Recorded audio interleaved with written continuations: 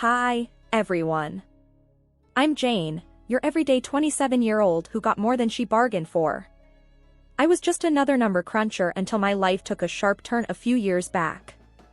This is my story, no frills, just the raw deal. It all started when I switched jobs and joined this new firm as an accountant. That's where Mark came into the picture. He was the sales guy, confident, charming, and with a smile that could sell ice to Eskimos. We first bumped into each other in the break room, and our chat started over the world's most temperamental coffee machine. "Hey, you're the new accountant, right?" Mark leaned casually against the doorframe, a smirk playing on his lips. Guilty as charged. "I'm Jane. And you are?" I responded, trying to look unimpressed, but internally, I was already intrigued. "I'm Mark, head of sales." "And unofficially, the resident coffee machine whisperer," he said with a wink. We both laughed, and from that day, things just clicked between us. Fast forward 2 years, and Mark planned the most romantic proposal you could imagine. A weekend trip to the beach, a sunset dinner, and him getting down on one knee. I mean, it was like something out of a movie. I said yes, without a second thought. Our wedding was something else, beautiful, heartfelt, but it flew by in a blur. We started our married life in the house I inherited from my grandpa. It's a quaint, old place with a lot of character, and I've always loved it. A few weeks after settling in, Mark brought up a life-changing idea. "Babe, have you ever thought about taking a break from work? You know, being a housewife for a while?" Mark suggested one evening, his eyes full of hope. I remember feeling a jolt of surprise. "A housewife? But Mark, I've always been passionate about my career," I replied, trying to keep the confusion out of my voice. "I get that, Jane. But I've been doing really well at work. We can afford it, and think about it, no more stress, just focusing on us, maybe even starting a family soon," he said, reaching for my hand. His words, his tone, it was all so convincing. I couldn't help but get swayed by his enthusiasm. So, against my better judgment, I agreed. Why not shake things up a bit, right? The first few weeks were a novelty. I had time to do things I'd never had time for: gardening, reading, trying out new recipes. Mark would come home to a clean house and dinner on the table. We'd spend our evenings talking about our future, making plans, laughing. It was like a prolonged honeymoon phase. But as time passed, I started feeling a bit restless. I missed the challenges of my job, the satisfaction of solving complex problems. I even missed the annoying buzz of my office phone. Still, I pushed those feelings aside, telling myself that this was just an adjustment period. Then, things started changing subtly. Mark's compliments about how nice the house looked or how good dinner tasted became expectations. If dinner was late or the house a bit untidy, he'd make these offhand comments that stung more than I wanted to admit. I started feeling less like a partner and more like a live-in maid. I remember calling my best friend, Laura, to vent. "I just feel like I'm losing a bit of myself, you know?" I confided in her. "Losing yourself? Jane, you're a firecracker. Don't let this housewife gig douse your spark," Laura said, her voice a mixture of concern and encouragement. She had a point. I had always prided myself on being independent, on making my own way. And here I was, feeling lost in a role I never thought I'd play. After settling into this housewife role, I thought I had things figured out. But, boy, was I wrong. One evening, Mark dropped a surprise that turned everything upside down. Mark came home looking all serious, which was unusual for him. "Jane, we need to talk," he started, not even taking off his coat. "What's up? You look like you've seen a ghost," I joked, trying to lighten the mood. "It's my folks. Their apartment is getting renovated and they need a place to crash. Just for a couple of weeks," Mark said, avoiding my eyes. I was taken aback. "A couple of weeks? Here?" "Yeah, I mean, it's just for a short while." "It won't be that bad," he said, finally looking at me. I sighed, feeling a mix of reluctance and duty. Okay, for a couple of weeks. But they need to respect our space, Mark. He nodded. Of course, they will. Thanks, babe. You're the best. Fast forward a few days, and Mark's parents, Bob and Linda, arrived. And let me tell you, it was like a circus unloading. Bags, boxes, even furniture, they brought everything but the kitchen sink. Jane, dear, make room. We've got a lot of stuff, Linda said, pushing past me with a box that looked like it contained her entire life. Bob followed, lugging a monstrous armchair. Hope you don't mind us bringing some comforts from home, he grunted as he squeezed it through the door. Our cozy home turned into a storage unit overnight. Everywhere I looked, there were their things. It was overwhelming, to say the least. But that was just the start. Bob and Linda didn't waste time making themselves at home. Bob took over the TV, flipping channels like he owned the place. Linda started rearranging my kitchen. My kitchen? Linda, what are you doing? I asked, trying to keep my cool. Oh, just organizing things a bit better, dear.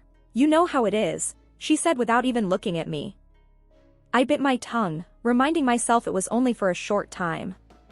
But inside, I was fuming. This was my home, and they were treating it like their vacation house. Then came the dinner fiasco. I made a healthy salad and grilled chicken, my usual fare. But Linda looked at her plate like I'd served her grass. What's this? Rabbit food? Linda scoffed, pushing the plate away. Mom, come on, Jane worked hard on this, Mark tried to intervene. It's fine, Mark. I can make something else, I said, even though it was far from fine. No, let's order pizza. I need some real food, Bob chimed in, already picking up his phone. That night, as I lay in bed, I couldn't shake off the feeling of being an outsider in my own home. Mark snored beside me, oblivious to the storm brewing inside me. I was hosting, cooking, cleaning, and for what? To be treated like an unpaid maid in my own house. My in-laws, Bob and Linda, had turned my house into their own personal playground. But things went from bad to worse real quick. Linda started taking over the kitchen like she was running a military operation. One morning, as I was making my usual avocado toast, she marched in and made a face. What are you eating? Bird food, she snorted, rummaging through the fridge. It's avocado toast, Linda. It's healthy, I replied, trying to keep my cool. Healthy, schmelthy. You need some real food, girl. Here, let me make you some eggs and bacon, she said, pushing me aside. I stood there, fuming, as she took over my breakfast. It was clear she didn't respect my choices or my space. Then there was Bob. He had turned our living room into his personal lounge.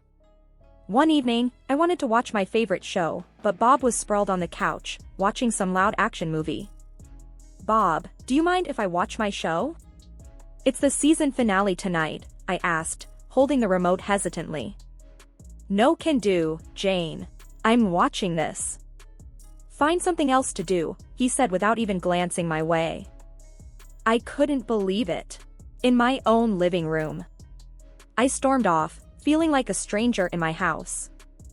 But the real kicker came a few days later. I found Linda rearranging my closet. My closet? What the heck, Linda? That's my personal stuff, I yelled, losing my temper for the first time. Oh, relax, Jane. I'm just making some space for our things. You've got too much junk here anyway, she said, tossing my clothes aside. That's when Mark walked in.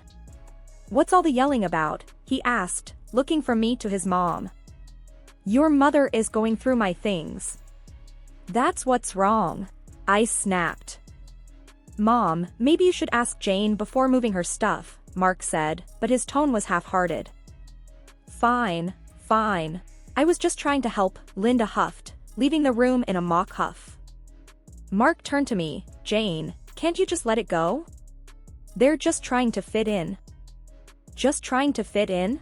They're taking over, Mark. This is our home, not theirs. I said, my voice rising. Mark sighed, just bear with it a bit longer, okay? I felt so alone in that moment. My home didn't feel like mine anymore, and it seemed like Mark was more on their side than mine. So, the situation in my house was already pretty tense, but what happened next really pushed me over the edge. One day, I noticed my bank card was missing. Panic mode kicked in. I tore the house apart looking for it, only to find it in the most unexpected place, Linda's purse. I confronted her immediately. Linda, why do you have my bank card? She just shrugged. Oh, I needed to pick up a few things and didn't have cash on me. I didn't think it would be a big deal. A big deal? You took my card without asking. That's stealing. I was fuming. Before I could say another word, Mark walked in. What's all this shouting about? He asked, looking from me to his mother. Your mom took my bank card and used it without my permission. I explained, holding up the card. He turned to Linda. Mom, you should have asked first. Linda rolled her eyes. I just needed a few groceries. It's not like I bought a diamond necklace. I couldn't believe my ears. It's my money, Linda. You can't just take my things. That's when Mark dropped a bombshell. Jane, let's not blow this out of proportion.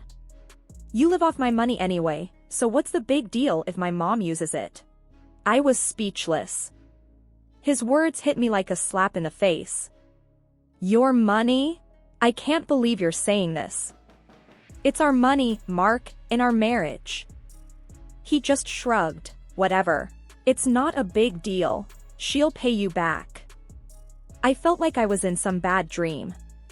My husband was taking his mother's side over something so blatantly wrong. A couple of weeks passed, and the tension in the house was unbearable. I decided it was time to ask the big question. So, when are you two planning to move back to your apartment? I asked Bob and Linda one evening at dinner. They just laughed. Move back? Why would we do that? Linda said, exchanging a look with Mark. Yeah, we've decided to stay here. It's much nicer, and Mark doesn't want to waste money on rent for us, Bob added. I turned to Mark, looking for some sort of explanation. He avoided my eyes. Yeah, Jane. It doesn't make sense to rent a place for them when we have space here. I sat there, stunned. My home, my sanctuary, was being overtaken. My husband, whom I thought was my partner, was now telling me his parents were here to stay. Just when I thought things couldn't get worse, they did. One day, I decided to go for a jog, just to clear my head. But luck wasn't on my side. I tripped and fell, and the pain was instant. I knew I'd broken my leg. Hobbling back home was a nightmare. When I got back, I found Mark and his parents in the living room. Mark, I think I broke my leg. I need to go to the hospital, I said, trying to keep the pain out of my voice. Mark looked up, annoyed. What now, Jane? Can't you see we're busy here? Linda chimed in, oh, stop being dramatic. It's probably just a sprain. No, it really hurts. I need help, I insisted, feeling the room spin from the pain. Bob just scoffed. At your age, you shouldn't be running around like a teenager. Serve you right. I couldn't believe what I was hearing. I'm in pain here. Can't any of you see that? Mark finally got up, his expression more of inconvenience than concern. Fine, I'll take you. But this better not be some ploy to get out of housework. At the hospital, it was confirmed, a broken leg. The next few weeks were hell. I was stuck at home, on crutches, unable to do much. You'd think my husband and his parents would help, right? Wrong. They acted as if nothing had changed. I was still expected to cook and clean. One day, I was trying to make lunch, balancing on my crutches. Linda walked in and saw me struggling. Can't you do that any faster? "We're hungry," she said, not offering to help. "I'm doing the best I can on one leg," I snapped, my frustration boiling over. "Well, it's not good enough. You're being incredibly lazy," Linda retorted. That's when Mark walked in. "What's going on here?" he asked, looking from me to his mother. "Your wife is taking forever to make lunch." "It's like she's using her injury as an excuse," Linda complained. Mark sighed. "Jane, can't you just try a bit harder? We're all hungry here." I was in disbelief. "Try harder? I'm on crutches, Mark. What do you expect me to do?" He just shrugged and left the kitchen with his mom, leaving me there, seething and in pain. You won't believe what happened next in my in-law nightmare. Just when I thought it couldn't get any worse, it did. A few weeks after my injury, Linda and Bob announced they were hosting Thanksgiving at our house and inviting their relatives over. The news hit me like a ton of bricks. "Thanksgiving? Here?" I asked, incredulous. "How am I supposed to manage that with my leg like this?" Linda just waved her hand dismissively. "Oh, you won't have to do much. Just stay out of the way and let us handle it." I was fuming. "This is my house, Linda. You can't just invite people over without asking me." That's when Mark stepped in. "Jane, it's just a family gathering. Let's not make a big deal out of it." "A big deal? Mark, I can barely walk, and now your parents are taking over our house for a party?" I said, my voice rising. Bob chimed in, "We thought it would be nice to have a family gathering here.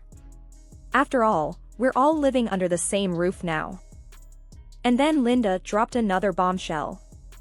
"Actually, Jane, we were thinking it might be best if you stayed somewhere else for a couple of weeks. With your leg and all, you'll just be in the way." I stared at her, completely dumbfounded. "Stay somewhere else? In my own house?" "Yes, dear. Just for a couple of weeks." "It's for the best," Linda continued, as if she was doing me a favor. I felt my blood boiling. "You want me to leave my house so you can play host? That's insane." Mark chimed in, trying to sound reasonable. "Jane, it's just for a short while. It'll be easier for everyone." "Easier for everyone? This is my home, Mark. I'm not going anywhere." I shot back, my voice shaking with anger. Bob shrugged. "We thought you'd appreciate not having to deal with the stress of the holiday." That was it. I lost it. "Get out. Both of you, get out of my house now," I yelled, feeling a mix of rage and disbelief. Mark's face turned red. "Jane, you're being unreasonable. They're my parents. You can't just kick them out." "Unreasonable? They're taking over my home, and you're letting them." I was practically screaming now. Mark's expression hardened. "If you can't respect my parents, maybe we shouldn't be together. Is that what you want? A divorce?" I glared at him, feeling a rush of adrenaline. Without a word, I went to my desk drawer and pulled out a set of papers I had prepared, just in case things went south. "What's this?" Mark asked, his voice faltering as he took the papers from my hand. "Divorce papers. I've had them ready for a while now," I said, my voice steady.